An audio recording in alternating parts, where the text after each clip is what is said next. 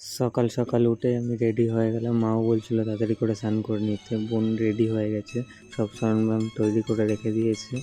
এবার বোন রাখি পরাবে, খুব আনন্দ করছে সে। আমার কাছে খুব জিনিসটা ভালো লাগছে, সে আনন্দ করছে বলে। তারপরে দেখো কি করছে আমার বোন, হাতে ধান আটকে গেছে, সেটা ঠিক করে রাখছে এক জায়গায়। পরেরটা দেখতে থাকো তোমরা, কেমন হয়েছে বলো কমেন্টে। ভাই সাথী মোর কত না আপন, নেই ভুলে যাওয়ার কোনোই কারণ।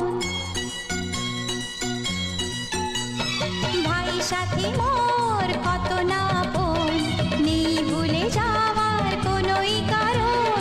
মোর মনে কবু দেব না তো দুঃখ, মোর মনে কবু দেব না তো দুঃখ, আশাবে তোমার সারা জীবন রাখিবা।